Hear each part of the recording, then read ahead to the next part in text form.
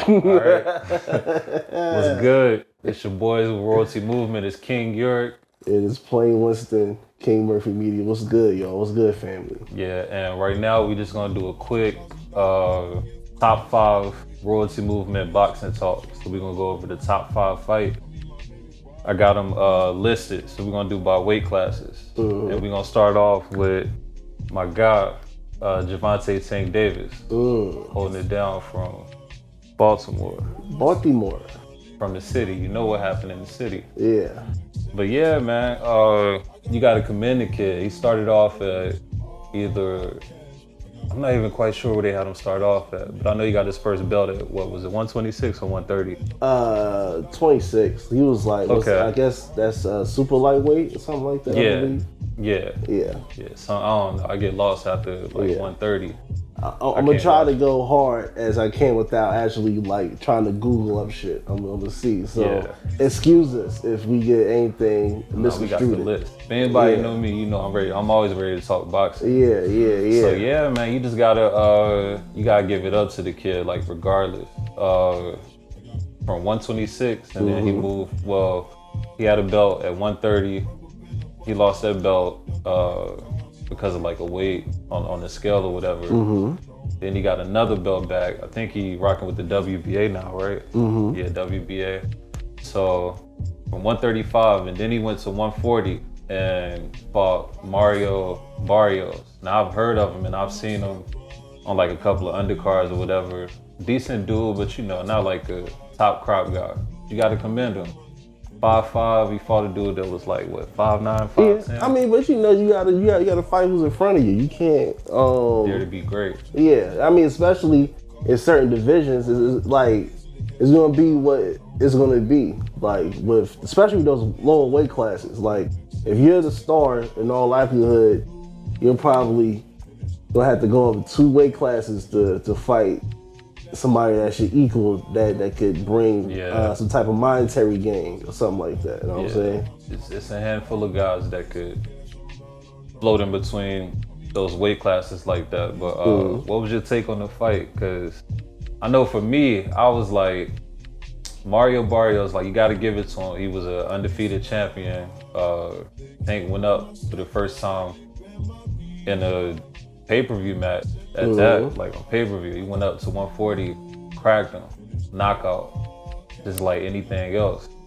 So you got to get that to him, man. It was a good fight though. Yeah, for sure. And he took some good ones. He dished it out. He showed that he where he's supposed to be for sure. Yeah, I think like his projection is anything that's going to be pressure or super crazy, it'll probably be like, well, his size, I don't know if he'll be able to really fight at like 140, 145, but like in terms of getting those $15, $20 million fights and for him to be popular for fighting other popular fighters, unless he start knocking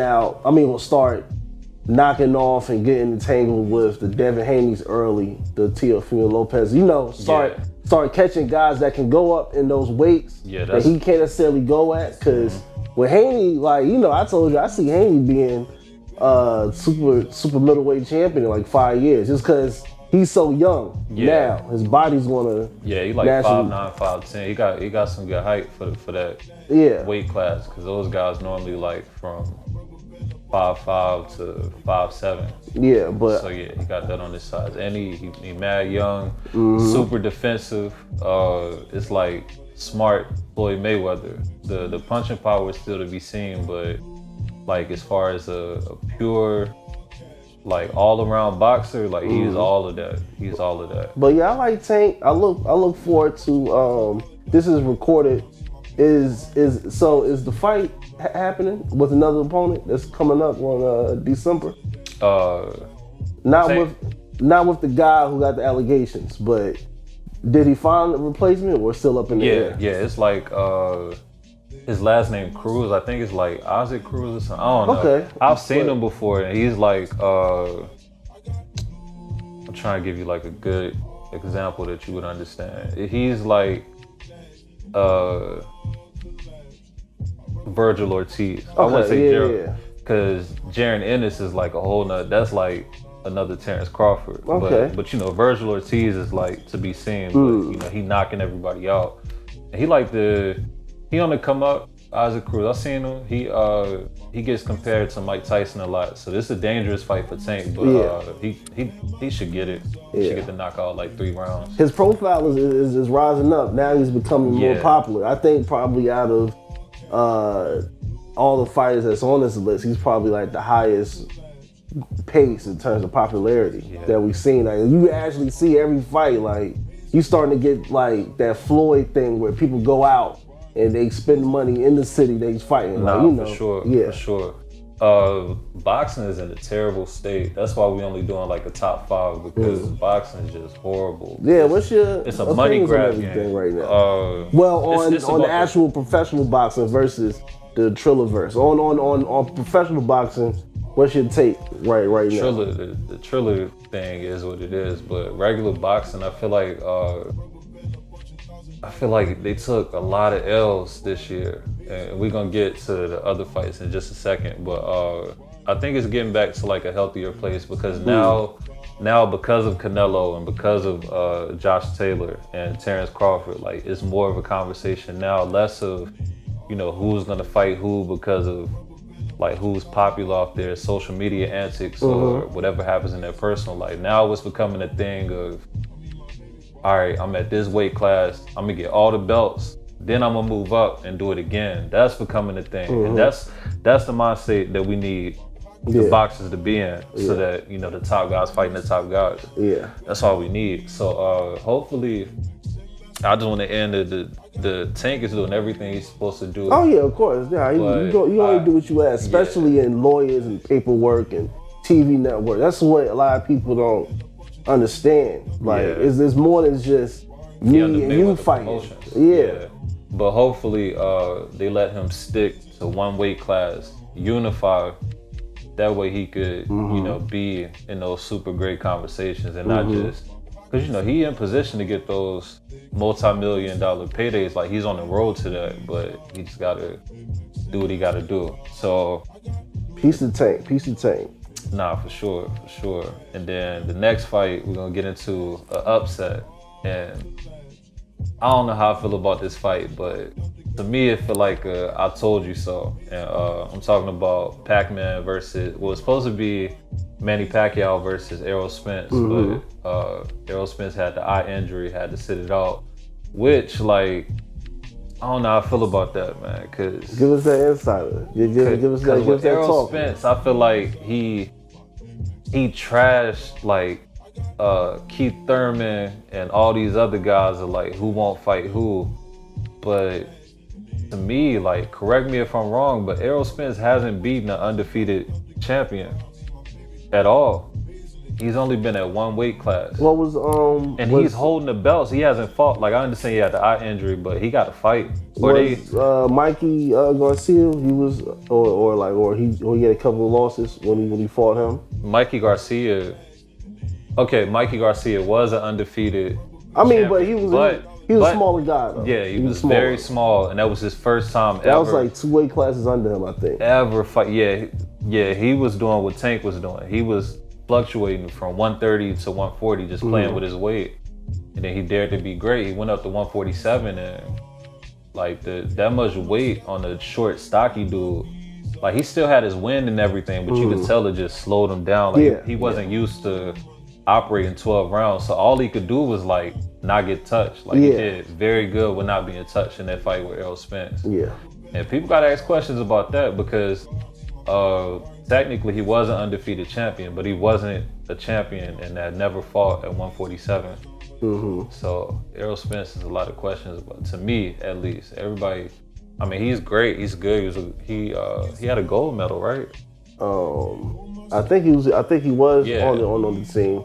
But my take on Spence before we get to the actual Ugas Pacquiao fight. And we only talking about Errol Spence because originally it was supposed to be Manny Pacquiao versus Errol Spence, but Errol Spence had the eye injury. Yeah. So they had to bring in a replacement, which is the current WBA champion, Yordenis Ugas, which I feel like beat Sean Porter. That was a good fight too. That was on regular Fox. That was a regular Fox. He was touching Sean up and I was punching him from what I saw, but yeah, my bad. Go ahead.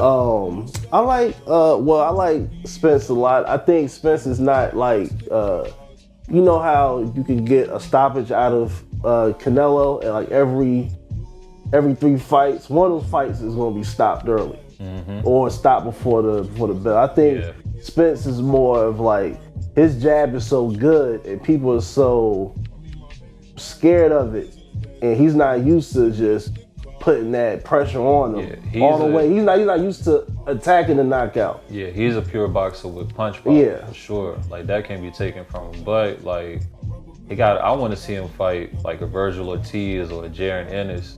Oh yeah, well you know now everything caught up to him. Yeah, now you got a lot of guys. Now it's like 5, 6 guys that's in his weight class or in his perimeter now, that because before it was only like 3 guys. He talked about everybody else holding the belt, so like he ain't fought.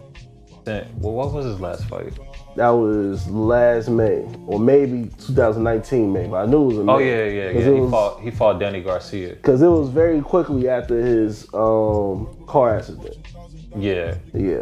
But okay, then I ended. We're talking about Ugas, we're talking about the Manny president. Pacquiao. We're talking about the basketball playing karaoke president. First off, all I can say about that fight is I told you so. They had, if I'm not mistaken, they had PED testing, performance enhancing drug testing. Because this was WBC, I believe. Well, I know one of the belts that was on was WBC. If he would have won, he would have been placed into the rankings. He would have been up. Well, yeah, it was supposed to be for WBC. Yeah, you're right. And for those who don't know, WBC, it's like they do VADA testing. Yeah, and it's so it's the like belt. Mandatory. Yeah, the green belt. Normally it's mandatory, but you know, if you're Mexican, you might get that, you know, that wink. You might get that. Yeah. Holy. But he had to do testing for that, and then he had to fight his replacement, and he looked horrible. He was slow. He looked old. His age showed. I feel like he was very juiced up when he fought Keith Thurman, and people could say what they want about that fight, but that was a good fight. Like he dropped him once, but like if it wasn't for that, he would have lost that fight because Thurman was definitely like in the fight. Yeah, but I think that fight, the Thurman Pacquiao fight, that was Pacquiao to lose. You know what I'm saying? It was how the situation presented himself. Yeah, I recently saw that Freddie Roach is like heavily campaigning or hinting that Errol Spence and Manny Pacquiao might still happen. So that's still a thing. Oh yeah, listen, you know, boxers retire and come back every year. So you know how that goes. But yeah, that's all I have to say about that. I feel like it was a good fight, but Ugas like was too much for him. He just looked old, slow. It all showed. And I've been telling people for the past few years, like ever since he lost to Mayweather, he's looked very old occasionally, and then out of nowhere he would have these super performances where he was just super sharp and energetic and all of that. Yeah, Manny's back. But you know, I like Ugas a lot. I like yeah. I'm saying, but I like Ugas. I like his fighting style. You know, it's like that old school type of toe to toe. Yeah, we're gonna get gritty. He from that Cuban boxing background. Yeah, we're gonna box and we're gonna get gritty. So those I like. They bred to box. So it's like a different thing. If you don't follow boxing or anything, when it comes to Cuban fighters, just look up, just like search Cuban boxing school, and it'll all be there for you to see. Yeah, man. But yeah, that's all I really gotta say about that. I want to see Ugas fight. I feel like he deserved that Errol Spence fight for sure. And out of welterweights, like who else? I know Errol Spence got the WBC, IBF, the WBA is with. I mean, I think Ugas. those two they got most of them. Yeah, who got the WBO? Is that like up for grabs, or who has it right now? And what's this? Welterweight? 147. Yeah, 147 welterweight. Let me see. As we look, even though this part will be edited, this welterweight. You said WBO? Yeah, WBO. Nice. Ugas. Ugas got the WBO and the WBA? Well, WBA is Ugas. There's a regular champion, Butiev. He's under the WBA. I don't know what that means. Yeah, WBA got like this. No, Terrence Crawford. Terrence Crawford. I forget about Bud. My bad. Well, because he was hitting on the rock that's known as Top Rank Boxing. So Bud got to fight Sean Porter. I'm gonna just throw this in there. Like Bud probably gonna murder Sean Porter.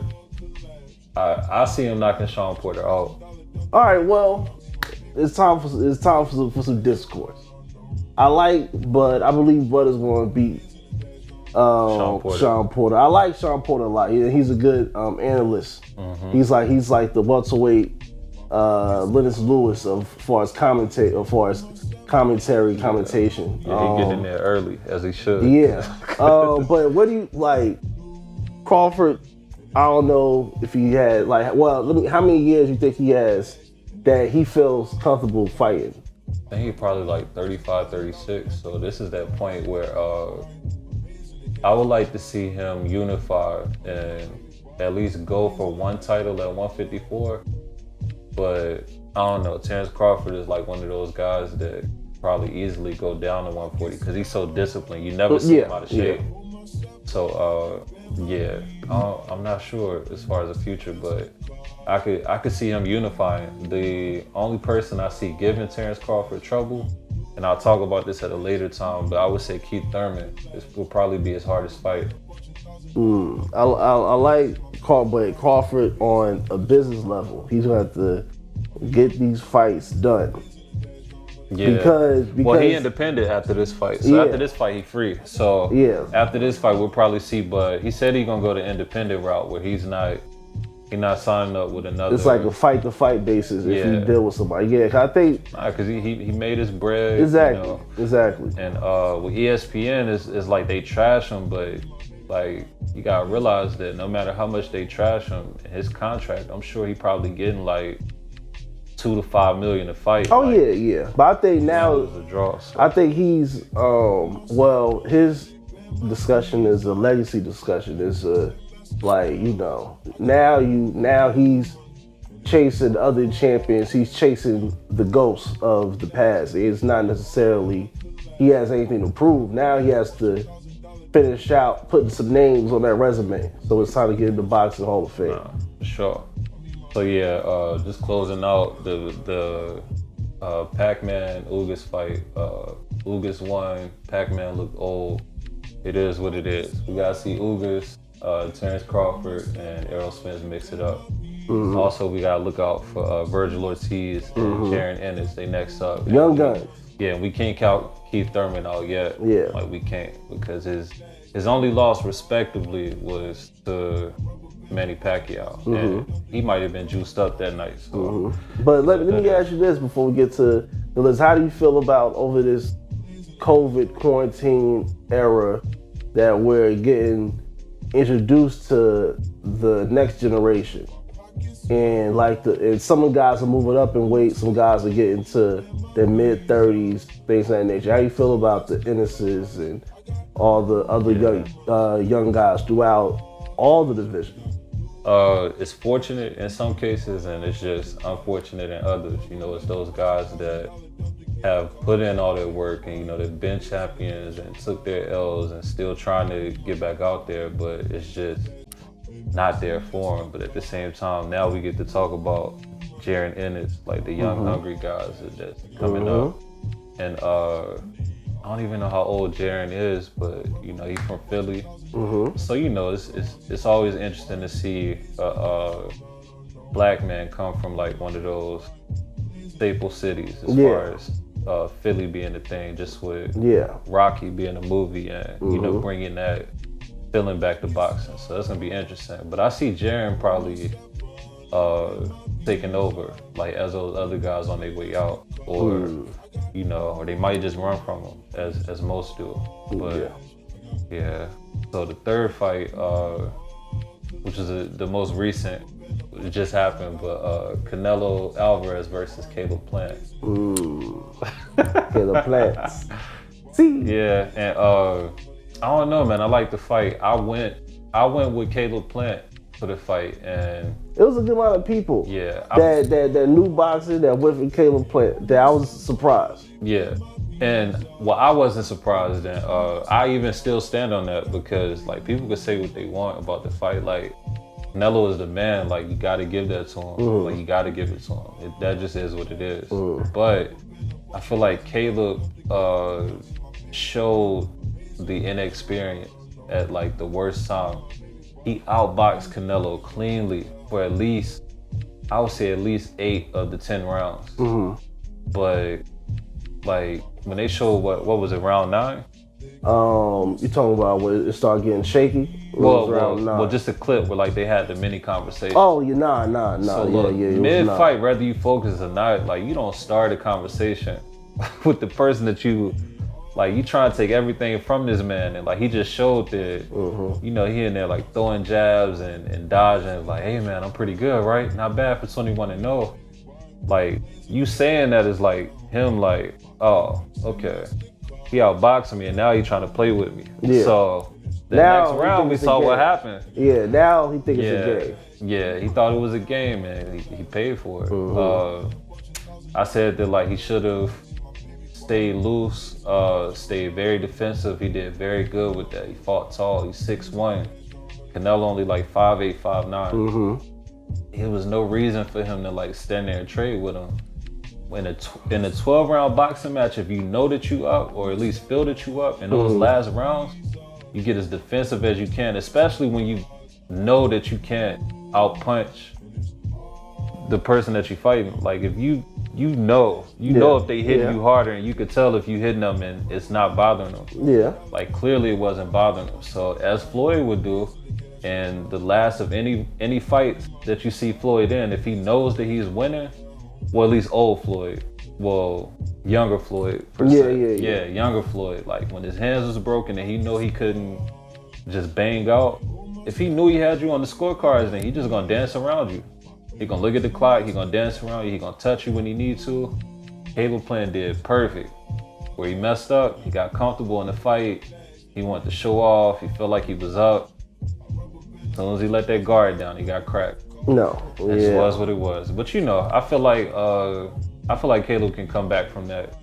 Oh yeah, of course. I even feel like if he fought Canelo again, well, I don't know. I feel like I want to say he would win, but with Canelo knowing that he can hurt him and just having that up on him mentally, I feel like he would just come in and just like straight to it. Like let's just bang out. Like how Andre won with Kovalev. Second time it's like, nah, we gonna cut this in half. We gonna cut this 11 rounds to 5.5, 6. Yeah, either that or Caleb would just have to be super defensive. Yeah. But you know, I feel like he'll learn from that, and like those other guys that talked about it, like I still don't think that they would beat him. I feel like he'll go back to whatever, but you know, everybody is different when it comes to knockouts. Oh yeah, some people get knocked out and they never the same. Yeah, but but with Plant, it was more just you know, you're a very good fighter. Let's not get it misconstrued. Let's not play. If you know boxing, you've seen PBC, you've seen the fights on Fox, undercard fight. You can do the YouTube search if you don't know. Plant gets busy. Yeah. So a lot of people talking crazy.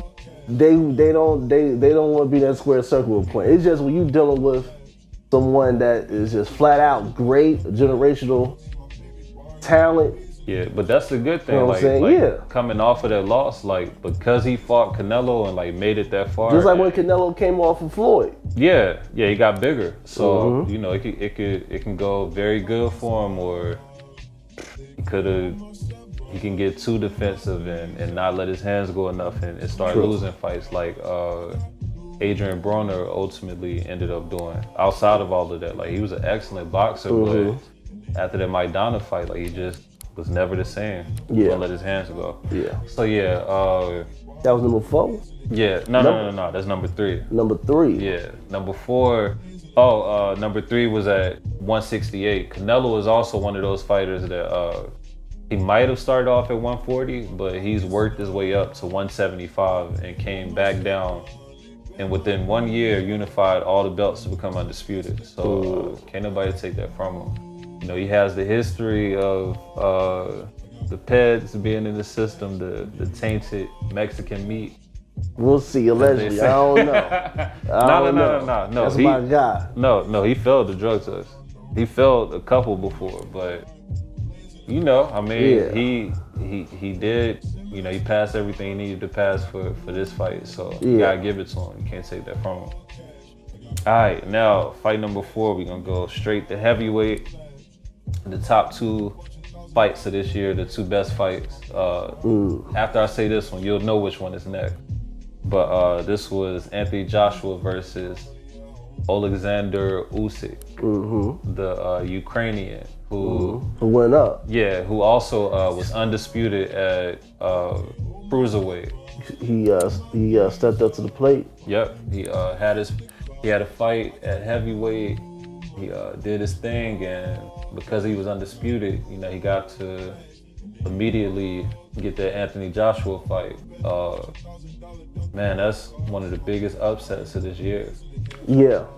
It was ridiculous. Anthony Joshua is a 6'6" heavyweight, probably around 250, and just like the poster boy of what a boxing should the look perfect like. Specimen of a heavyweight champion. Yeah. 6'6", and then this Ukrainian white kid comes up in weight and just humiliates him and almost like knocked him out. Almost knocked him out. They stopped the fight early.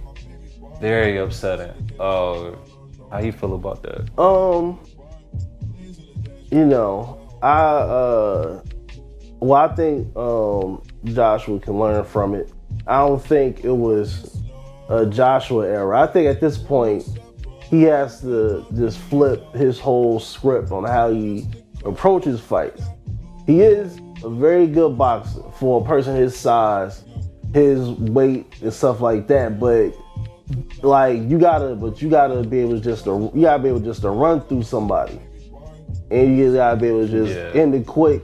We've seen him throw heavy blows and lay out. He lost his dog after the Andy Ruiz loss. Yeah, that was his only loss, but now he got 2, and which is crazy. Like his 2 losses are from the most ridiculous underdog way. Type it's like he would have beat anybody else, but it's like these little guys. Now you think about it, he struggled with shorter men. Well, you know, somebody coming up under you, and Ruiz, he was weaving in and out, and it's like, you know, it's very confusing to look down and see this little guy. He didn't expect it. Swinging up though, like, and everything he coming at you with is and you know what? Wide overhands, uppercuts, you know.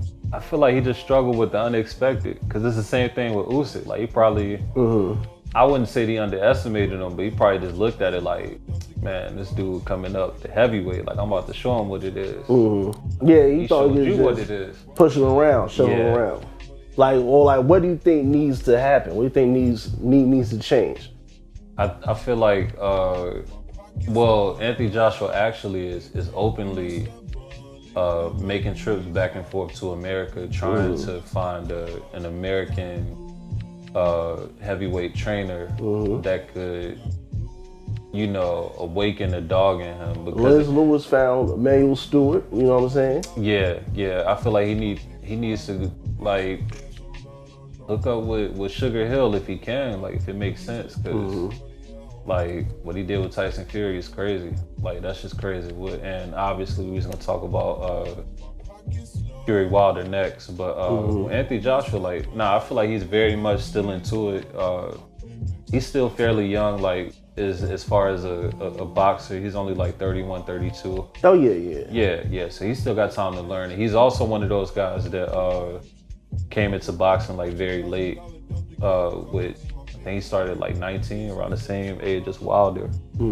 So yeah, and I would say 19 is late because when it comes to boxing, like people who really box, it's people that's been boxing since they were like 6 or 7. You know what I'm saying? Yeah, so like to jab and have the head movement and foot placement, like all of that is like drilled in you from the age of 6. Yeah. It's different from becoming a grown man per se and then trying to learn all of these skills and fight these people who's been doing it all of their life. So I don't know, but I would want to say I would want to see Joshua train with like we got what's the Charles? Virgil Hunter would be good for him. Now I feel like is it Hunter? Well, the Charlo brothers got like 2 different. The bigger Charlo brother, I want to see him with him because they have a very aggressive style that everybody that comes out of that, you see it with them. Yeah. Or like he should probably. Cause Joshua got the skills he has boxing skills. Now he has to like feel comfortable in being drilled in that killer instinct. Yeah. He just gotta awaken it for sure. I wouldn't even mind seeing him with Tanks with Tanks people. Yeah, I was gonna say that. Yeah. But that'd be interesting for them to deal with somebody that's so large. Yeah, because just size. within the boxing community, they breed power punchers. Yeah. They breed, like they specialize in power punching. Yeah. And he always hints at knowing like what to do because he was like, a lot of people wonder like how Tank hit so hard. He's like, I know how you hit so hard. You know, that's what we work on. So, you know, he might just have to get with somebody that can show him, you know, how to throw that 250 pounds the right way and get out of there. Yeah.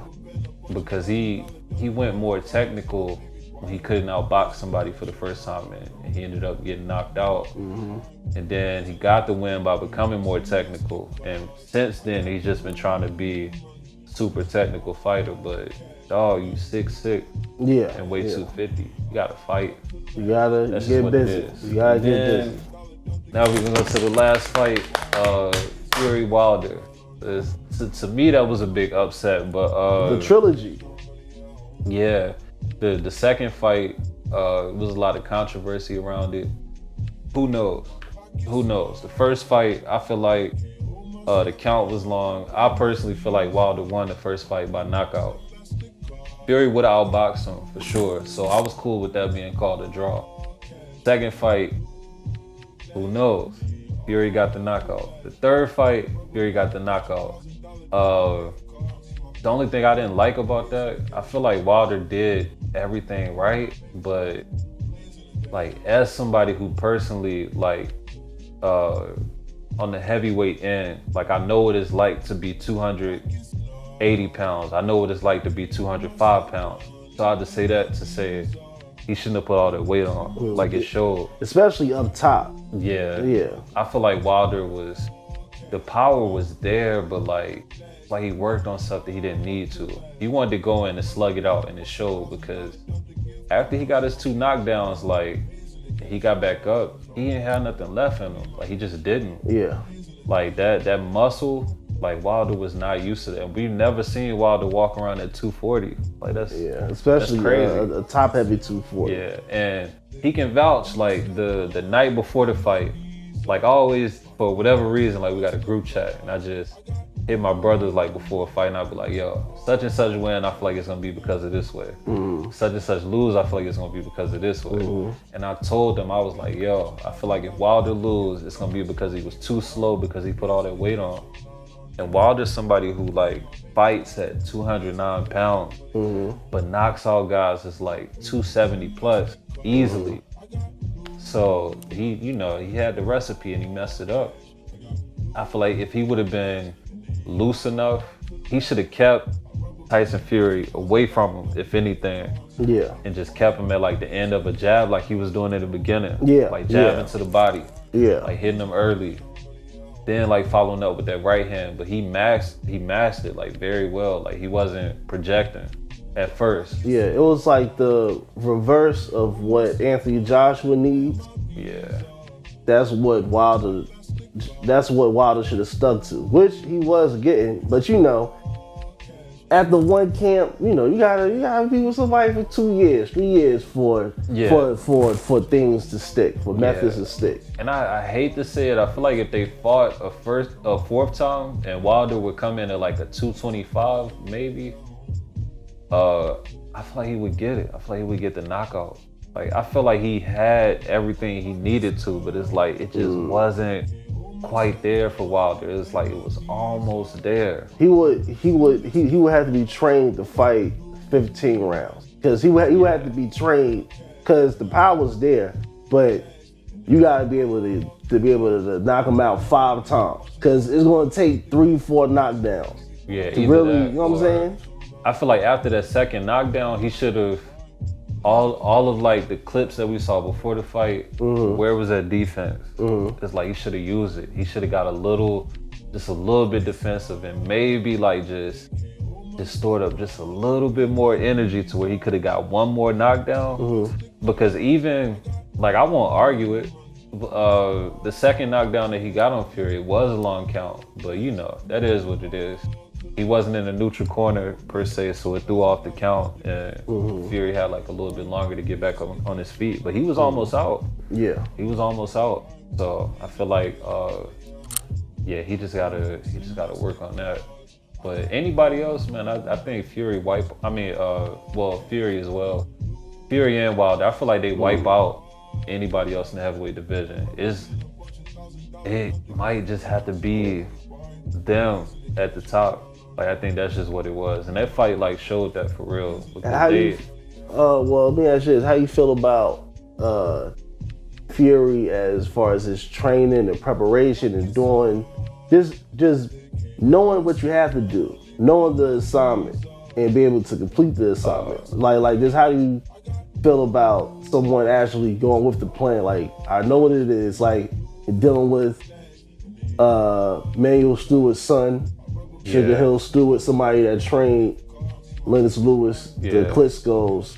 You gotta respect it. I respect the build up. He went very Floyd Mayweather-ish. You would in the all access you used to see Floyd in the clubs all the time. But what he wouldn't show is like he never drank or anything. Floyd would probably be at the club for like 1 to 2 hours maybe. But he would like have somebody to have like his workout gear. He would change and run back to his hotel, like miles, like run back and then get back and do like a sparring session or something. Like it was that dedication was there, and like you could see it a little bit. Like he got the muffin top around the shorts, but you could see it like in his physique. When it was training time, they definitely get him fight ready.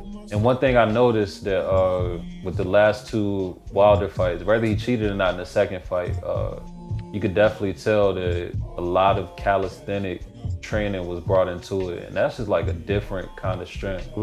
Like if you don't know, like any boxer that does like any type of calisthenic, he probably hitting a little different. Especially if you're doing it like super going in, like sets on sets, because I want to say in the second build-up, I saw that they had Fury doing like crazy pull-ups, and plus like he just had the size on Wilder. He baited Wilder into like swinging that size down battle. On somebody that's not used to swinging up. That's a very that's a real thing, especially in heavyweight boxing, tall men boxing. It's different for like Wilder he probably only sparred 2 people that he had to swing up on. Ever in his whole life. So I think that'll be just something to look at, But with Fury, it's a lot of personal stuff. It's like, is he gonna be around for the long haul? You know what I'm saying? That's the main thing. But but overall, what are you looking forward to for 2022? And just for Wilder? Just in boxing as a whole, in terms of certain fighters, certain fights happening.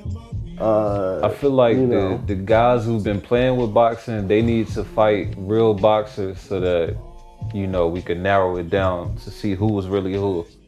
Like if the Paul brothers and like all of those guys, like by any means, like you gotta respect the fact that they getting a different type of bag. But at the same time, it's like, all right, like we still want to see Joshua versus Wilder. Like we still want to see all these fights. So hopefully, you know, hopefully they get back to the belt chase of everybody wanting to unify.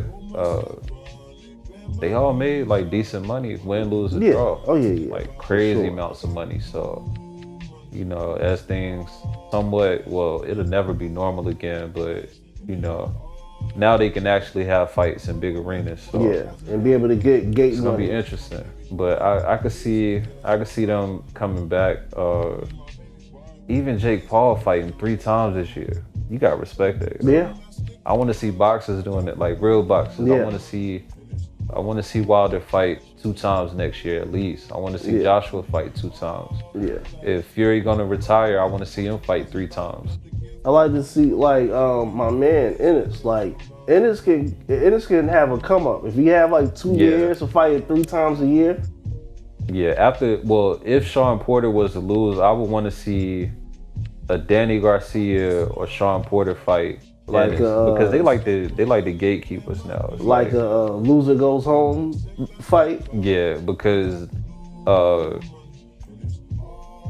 I feel like Crawford is gonna blow Porter out the water, but I feel like if Porter probably had like one more good fight after that, then he could, you know, fight nobodies and because of his name, whatever. But I would want to see him fight Jaron Ennis or Virgil Ortiz. That'd be interesting. That'd be real interesting.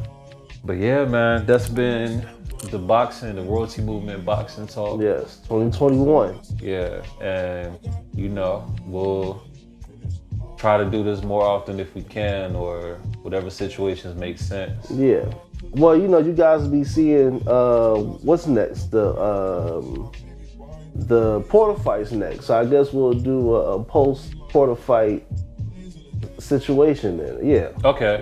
Yeah. We'll do like a 10 to 15 minute sit down, or if it makes sense, we could probably do like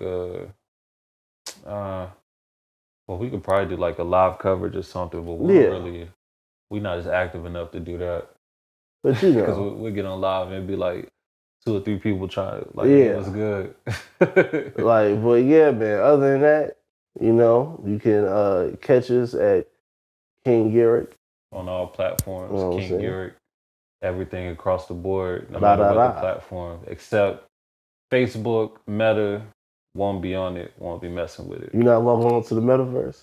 It's not for me. That's another story for another time. I'm not for everybody. I'm not for everything. Everything isn't for me. I'm fine with that. For sure, man. And King Murphy Media, pretty much on all the platforms. I have a Facebook, but I'm not on it like that. But yeah, also YouTube as well. And yeah, man, thank you guys for watching. Peace. For sure, that was dope. Yeah, I told you that was gonna be easy.